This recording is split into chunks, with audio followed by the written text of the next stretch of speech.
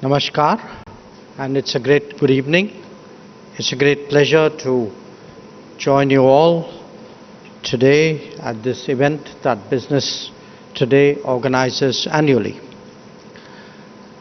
Now, I suppose it's not very often that a minister is selected for a business award, but I take it as a reflection of the government's support for our economic interests abroad, as well as for foreign policy decisions that have facilitated growth and development at home.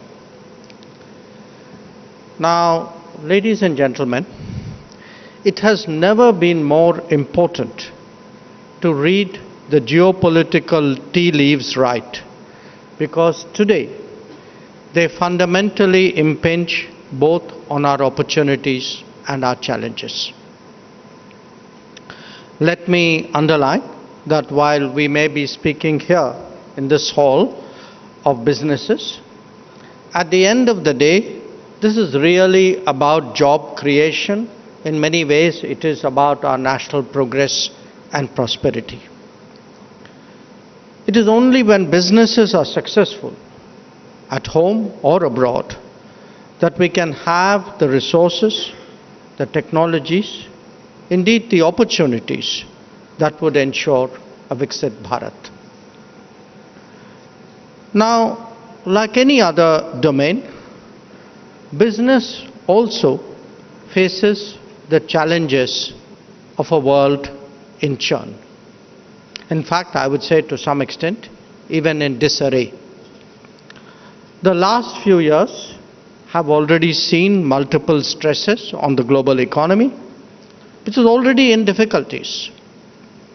The underlying issue has been the accumulated consequences of over-concentrated manufacturing, as well as massive subsidies and sectoral protection.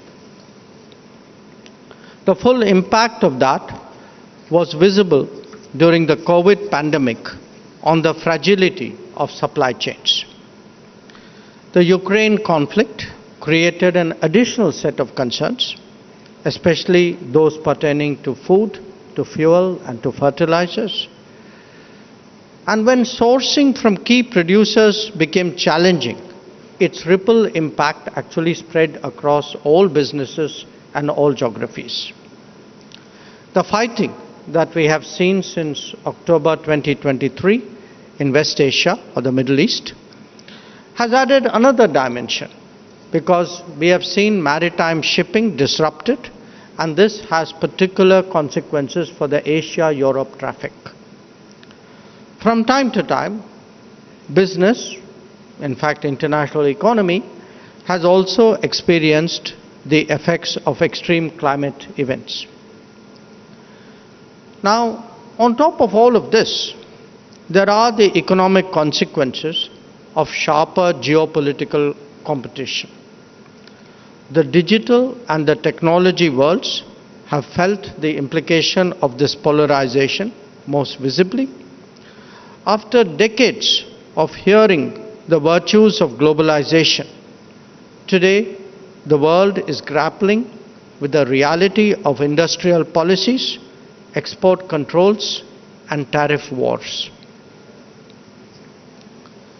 In such a scenario, it is essential to identify advantageous trends and adapt our policies accordingly.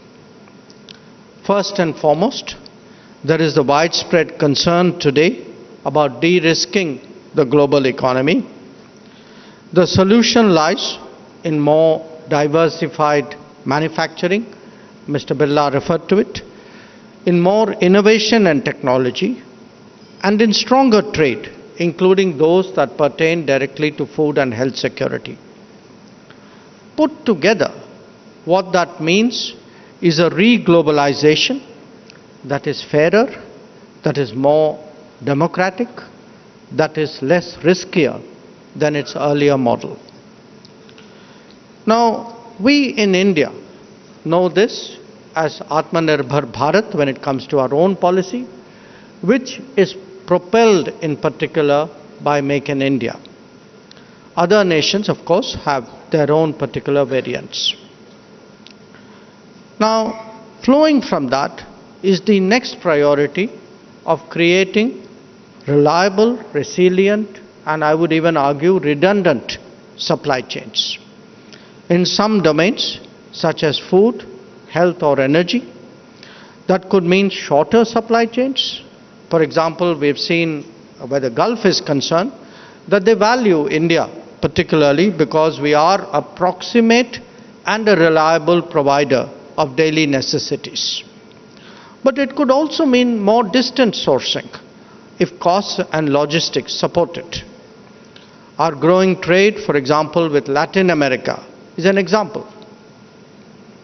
Now, while this will present us in India with new opportunities, it also means that we will have to raise the level of our game.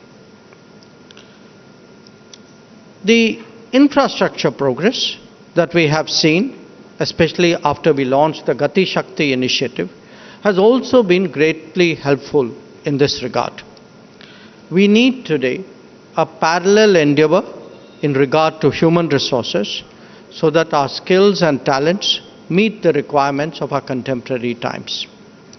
There is a reordering happening right now, both in terms of location and flows. India must strive to capture its benefits to the extent possible. The digital world has an even greater sense of insecurity when it comes to sourcing and collaboration. Where data is stored, where it is processed, and how it is deployed are today a matter of crucial importance as we enter the world, as we enter the era of AI. The logic of the market has to be balanced by the compulsions of privacy and of security. Stronger political relationships become a factor in calculations. Putting efficiency, talent, and such comfort together, it is understandable today that India features much more strongly on the radars of others, especially when it comes to global capability centers. Translating trust into business will be an overwhelming compulsion. The Trade and Technology Council, TTC, that we established with the European Union is designed to address this precise objective. A policy decision that has significant economic implications in recent years was our assertion of energy choices in the aftermath of the Ukraine conflict. The truth was that every nation did what was in their self-interest, even if some professed otherwise. But as a larger trend, the fifth biggest economy of the world must necessarily develop a broad and diverse set of energy relationships. Technology and logistics advancements have ensured that distance is no longer a consideration.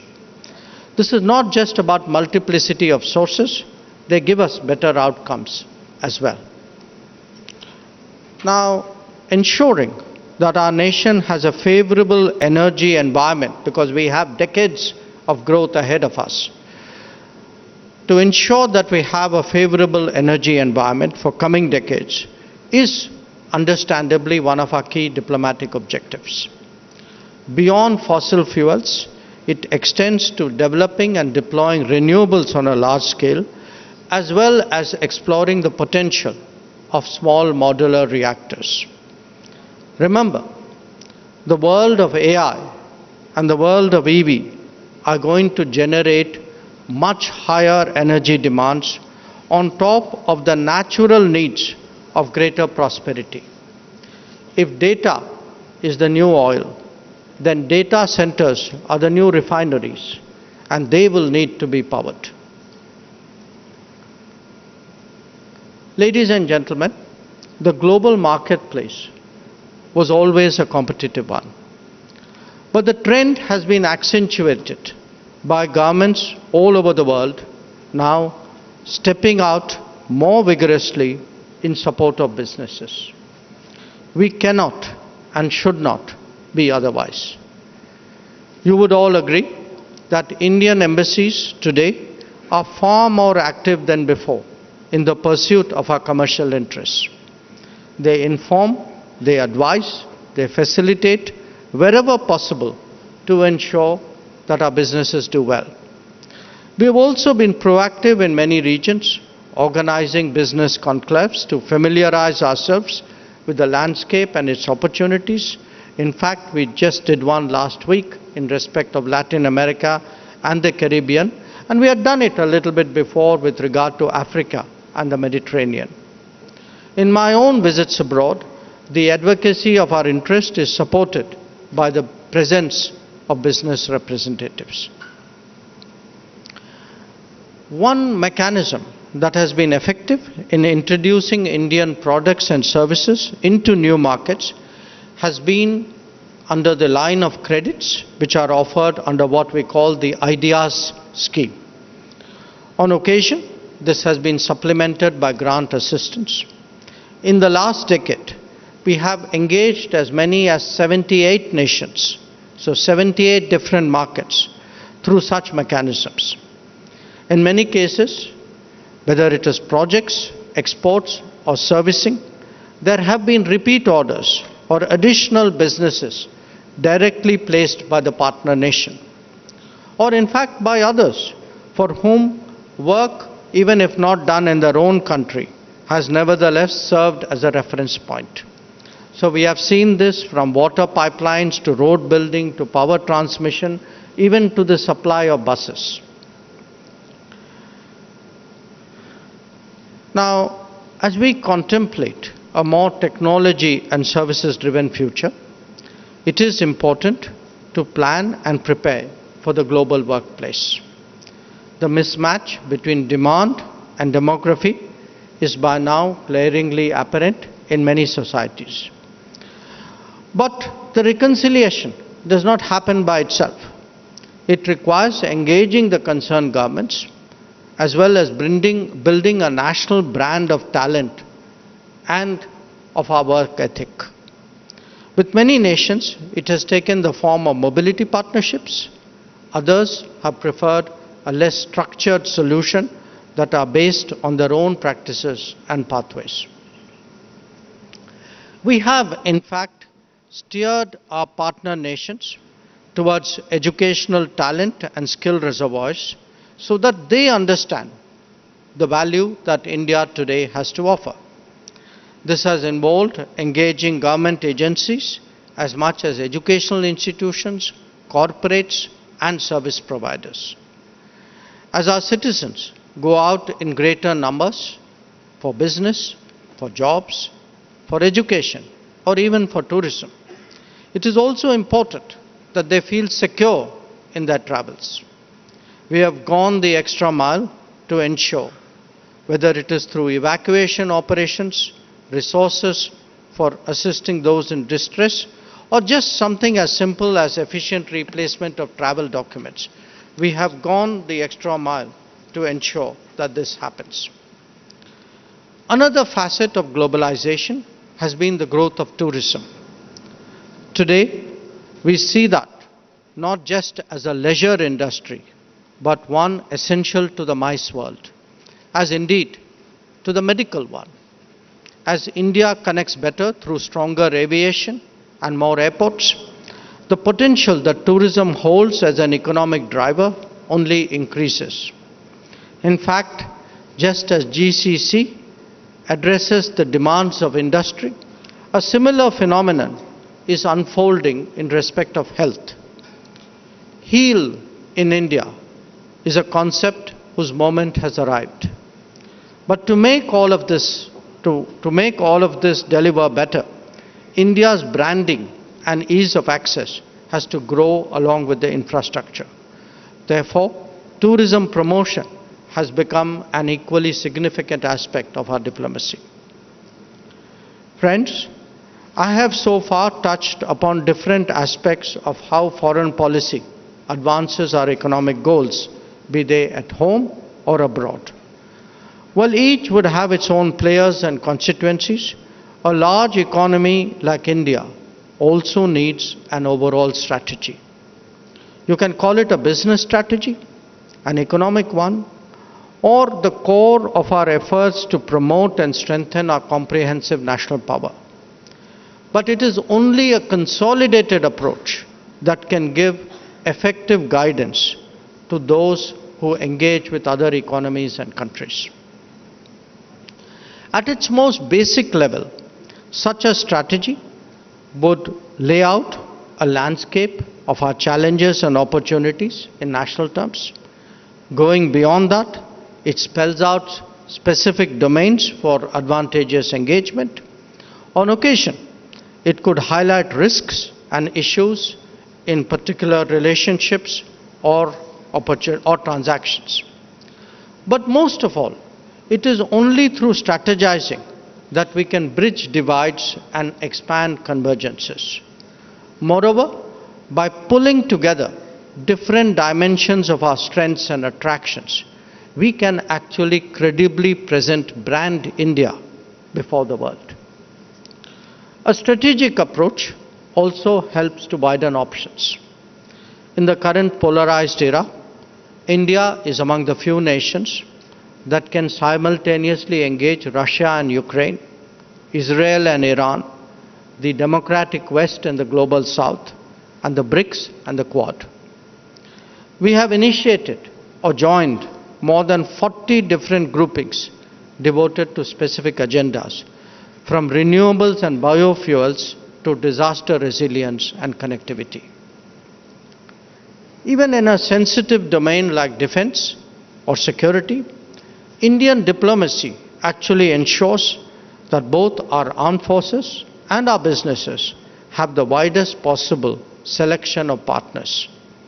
When it comes to international cooperation, we have also shown the ability to forge different combinations for different domains, be it trade, technology, energy, or security. The endeavor in the final analysis is to keep as many doors open as possible. I have always maintained that Sabka Saath, Sabka Vikas applies equally to foreign policy. Trade agreements have always occupied a salient position when it comes to our global economic engagement. This is even more so now, a reality that India must recognize. Currently, we are engaged in three particularly important negotiations: the FTAs with European Union and the United Kingdom, and the BTA with the United States. Just this week, we launched negotiations with New Zealand as well. There are also a few others which were already in the pipeline. In the current uncertain and volatile world, it is essential that we appreciate the value of such endeavors. We have to carefully assess their costs and benefits, as well as weigh the price of action versus inaction. There could also be collateral benefits of such understandings, especially when it comes to sensitive technologies. India will take, obviously, an India-first approach in this regard, with Viksit Bharat as our goal. Thinking will also be guided by the prospect of tapping unrealized potential in these relationships. Most of our earlier FTAs are with Asian economies, many of a competitive character. Introducing an overall balance by engaging the Gulf and Western economies has not just an economic logic, but a strategic one as well. Another issue that has strong connotations, strong strategic connotations, is connectivity.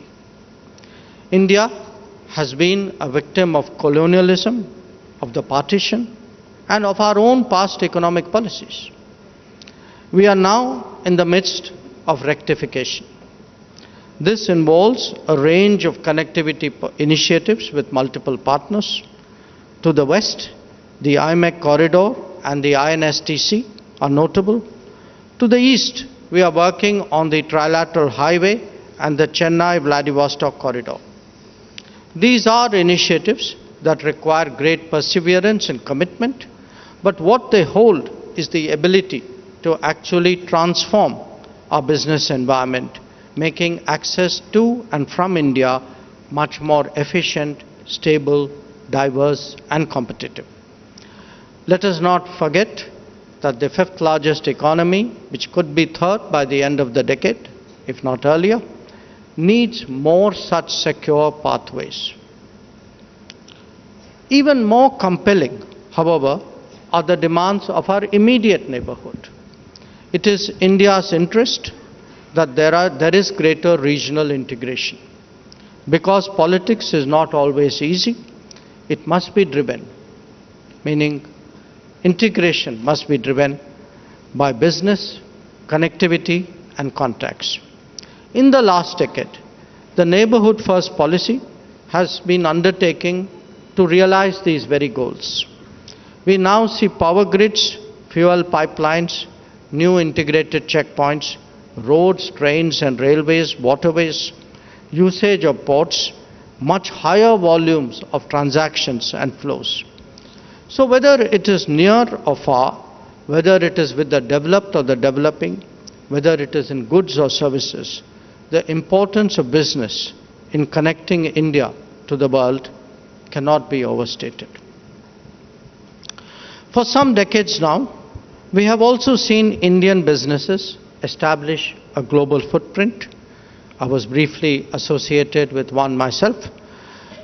Sri Kumaramangalam Birla ji just now has spoken about it. I just want to say that such endeavors really help to shape our image abroad. So, ladies and gentlemen, let me conclude on this note.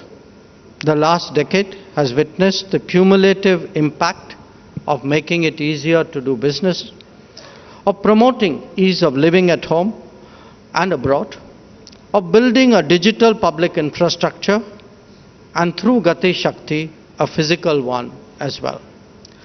This has made Make in India much more viable and much more credible. Even as that strikes roots, our talent pool offers the attractions of research, design, and innovate in India. Our diplomacy is currently tasked with taking that message out to the world. This is best done by deepening our partnership, and I'm confident that this sentiment is shared by all of you, and I look forward to working together as Team India. I thank you for your attention.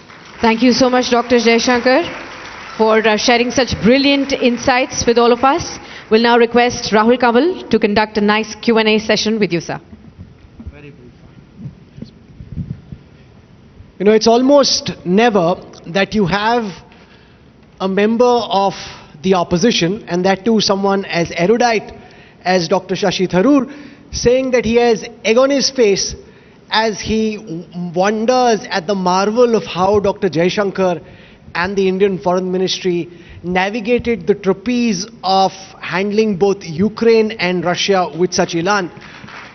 It's highly magnanimous of Dr. Shashi Tharoor for saying so. Poor guy got into some trouble in his own party. I've always admired his judgment, particularly about us. You'll get him into more trouble. But the fact is, when that war broke and the kind of position that you said we're not on anybody's side, we're on the side of peace. And to be able to maintain that position through the conflict and actually in hindsight have the world say, yes, you were right. And this is happening in real time where policy is being made by a practitioner such as yourself. Do you want to give us a broad overview of, it's like cricket. You know, the ball comes, you have a fraction of a second of deciding what to do. You could have chosen, like many other countries did, on being on Ukraine's side or pushing further towards Russia. To be able to maintain that balance again and again requires a very high level of expertise. Do you want to give us a framework into how, because a lot of the world order is being upended just as we speak, how you're making those decisions, the thinking behind that? Well, I think like cricket, you need a lot of net practice. I think you have today a government which is in its third term. It has a lot of experience at its command, particularly when it comes to national security and foreign policy. And I think that makes a difference. But more than that, look, what in a way, we looked at the conflict, the drivers of it, the larger environment, in a very objective way. You know, I think a lot of other players, understandably, perhaps were carried away emotionally about it, and that clouded their judgment. I think it perhaps created calculations and expectations which are not really well founded. And and the other point, look, we've also been tracking not just the Ukraine situation, but the global situation with a certain amount of, again, in a very sensible way, without being, swayed by the propaganda and the prejudices that we have seen over the last 5, 6, 7 years. So when there were trends at play, we saw those trends. I'm not saying we predicted every electoral win, but we certainly saw there were forces at play. We saw this is a world that is changing. We assessed it from our own interests, but from the interests of the world as yet. So I do put it in a way to a certain amount of objectivity. I think particularly Prime Minister Modi's very, the range of relationships that he has built, the insights he had, and which these relationships have, in a way added to it. I think we are seeing a cumulative impact of all of that. And I'm sure many of you sitting here already know, but Dr. Jaishankar's father, K. Subramaniam, was one of India's foremost strategic affairs experts.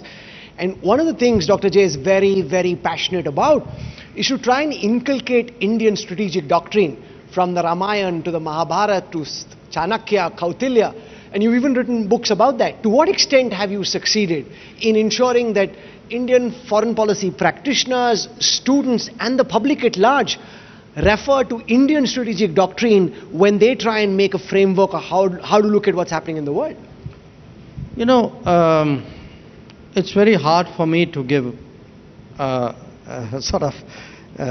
reply about how well or not well I have done. I think the answer is there. But what I have seen over the last, say, 10, 11 years, I have seen in the country, among people who you would not normally expect, much greater interest in foreign policy, what we are doing. There are many reasons for it. One is technology, social media, smartphones. People are more connected. They are able to understand and take interest in many more things. There is also a sense, they are my people. Somebody is looking after them. I should also be involved in that process. So I think the behavior of the government and the policies of the government have instilled in the people a much greater sense of pride and a sense of ownership about what happens abroad. But beyond that, I feel in many ways, look, if you give an analogy, an example which people identify, you tell people, acha, wo, look at this Ukraine. Now let me tell you, wo Mahabharat mein bhi aisa hota tha. Or Bhagwan Shri Krishna he gave this advice in that situation. Immediately people get it. So, when you tell, for example, I've built a lot, both, one book to some extent on what Shri Krishna did on the Mahabharat, the other one to some extent on what, Hanuman did in service of Prabhu Shri Ram. So, if you appeal or make people think about something they know well, they immediately get it.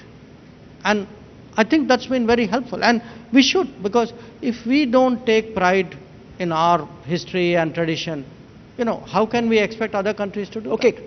Quiz question. Who were amongst the greatest diplomats in Indian history? You can just put your hand up if you think you know the answer. If you've read his book, then that's a different matter. But if you intuitively know the answer, yes, sir. Hanumanji and Shri Krishna. He said Angad. Huh? Yeah? No, that's correct. So, thank you. Well done. Can we have a round of applause for him, please? We had historian William Dalrymple at the India Today conclave recently.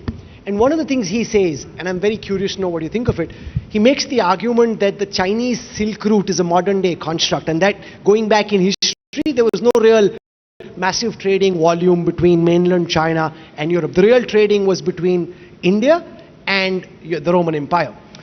And he makes the argument that India hasn't marketed its remarkable history, especially outside. And also the fact that the likes of, say, an Aryabhat, Brahmagupta, Indians don't know as much about, and that should be known much more. How do you look at the fact that Xi Jinping and China, modern day China, has done a much more masterful job of manufacturing myth and pushing the history as they'd like the world to see it versus what we've been able to do so far? No, I don't think this is a result of what has been happening in the last few years. I think it's a result of what has been happening for about 200 years. Because what happened was when the British came and colonized India, the British systematically ran down our history. Whereas the British at that time were very powerful. They had an interest in preserving and projecting Chinese history because they were afraid at that time that Tsarist Russia would come and occupy China. So if you look at the 19th century, for example, the biggest advocates of China were UK and America, especially American missionaries. So, there's a whole school of promoting China. Not now, not Kissinger, not modern era. I'm talking of, early 1800s. In fact, Pearl as Buck was an outcome of that kind of strand of thinking. So, building up China was always, not always, but for a long time, a strategic objective of the West. Building them up as a society, praising their achievements, history, and running us down was equally a strategic compulsion of the West. So today, actually, we are starting this competition, or you can say this, projecting of image from very different starting points. I think we have a harder job, and therefore we'll work harder. In the way the world is nowadays, we sleep knowing the world to be a certain way. You wake up in the morning and then things aren't quite the same given everything that may have happened in DC and elsewhere at night. What keeps you up, Dr. Jaishankar, at night? Do you sleep well? Or are you always looking at the phone ki dekho kya ho raha hai? I sleep well and I get up and look at my phone and I go back to sleeping well. When you look at your phone, are you able to go back to sleep after that? Yes. Look, I have, for many, many years, when you deal with the world, you're dealing with different time zones. So you have built it into your system. Pata nahi raat ko kuch hoga, we have to be awake, somebody's phone call. And once you actually got into a position of responsibility, actually, unfortunately, sometimes things can happen, not necessarily good things can happen. So you build it into your cycle.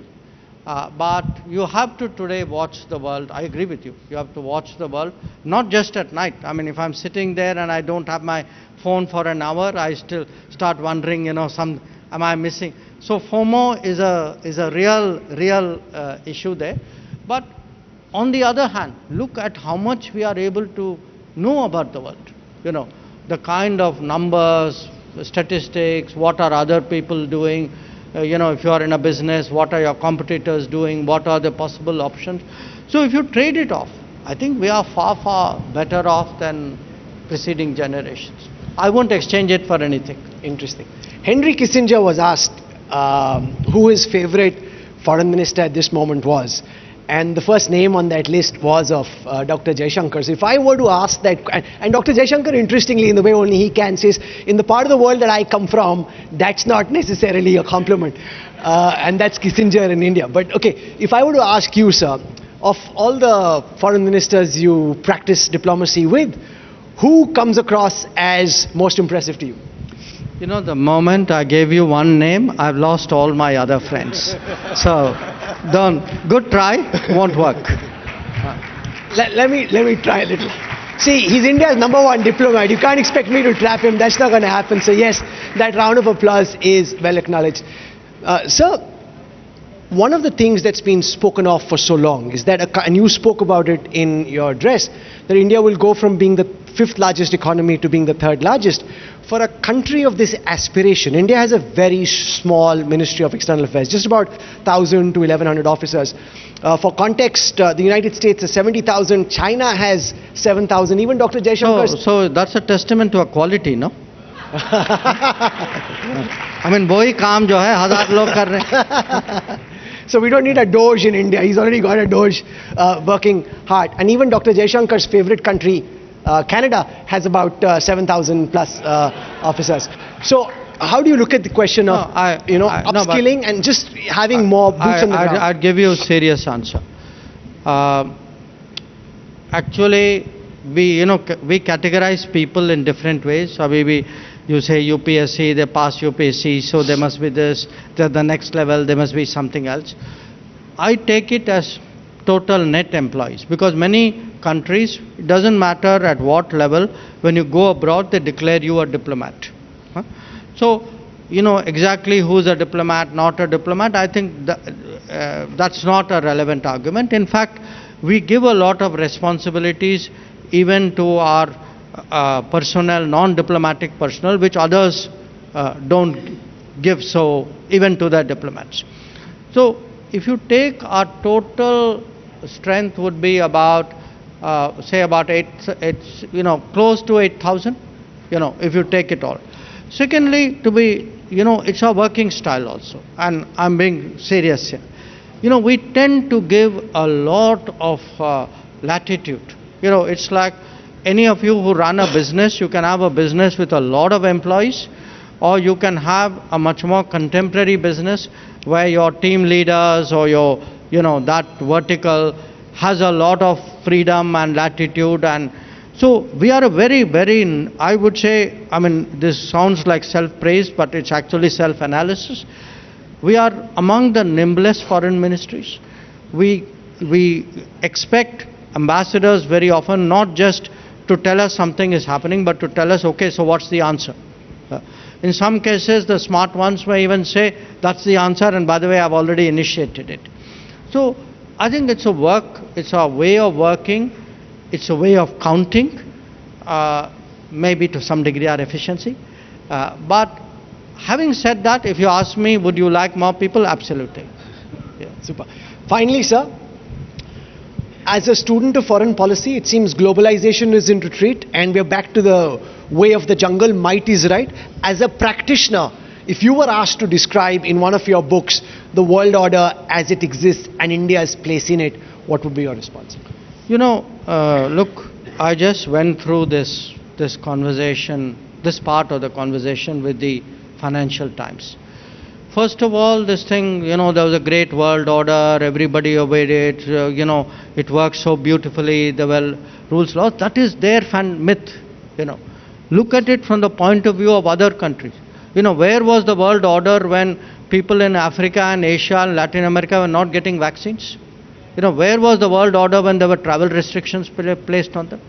If you look at, even infringements of sovereignty, please count from 1945 how many wars have taken place in the world and who has crossed whose borders. And the pattern which emerges is the guys up there cross into the borders of people down there. So I think we should be very careful buying into this narrative in the first place, that everything was orderly and nice and now somewhere somebody is coming with a wrecking ball. I don't think that is so. The second is, look at the order itself. We say we have a trading, an organization to regulate world trade. Please look at the subsidies. Please look at the, the non-market factors. Look at how much damage it has done to industry in this country. So if the world order was so great, why didn't it prevent all this? Why didn't someone call out that the goods which are being, imported into this country, it's made with advantageous, unfair support? People were silent. So I don't buy this idea that everything was great and now things are going to be, somehow not good. I think there were very big problems before. Many of us did not have the courage to to stand up and call it out. I think we were one of them who did. Even connectivity, we were one of the few who said connectivity, the world has to agree on what is connectivity. One country cannot decide what should be connectivity. But look at the rest of the world. How many of them spoke up? So, look, we are in the threshold of change. Things will happen. I think whether the change is good or bad, opportunities, challenges, time will tell. But you won't see me going around singing paeans to the world that we have somehow lost. That is not the case. Ladies and gentlemen, I've had the opportunity over the past 2.5 decades to interview all our foreign ministers, and the fact is each minister is a product of the circumstance and a product of the government of the day. But I don't think we've had as aggressive a batsman on the global pitch as Dr. Jaishankar, and he's also someone who enjoys watching cricket quite a lot. So for that aggression and for that articulation and for explaining why Bharat matters and showing the India way, ladies and gentlemen, can we have a warm round of applause for Dr. Jaishankar? Thank you, sir. Thank you very much. Thank you so much, Dr. Jaishankar. Could I please request you to be here while I request Mr. Arun Puri, Chairman and Editor-in-Chief of India Today Group, to come and felicitate Dr. Jaishankar, please. Huge round of applause, ladies and gentlemen, for Dr. Jaishankar.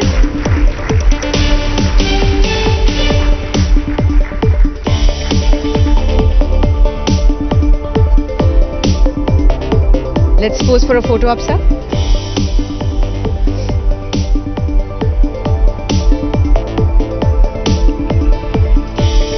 Thank you so much. Warmest round of applause, ladies and gentlemen, for Dr. S Jaishankar.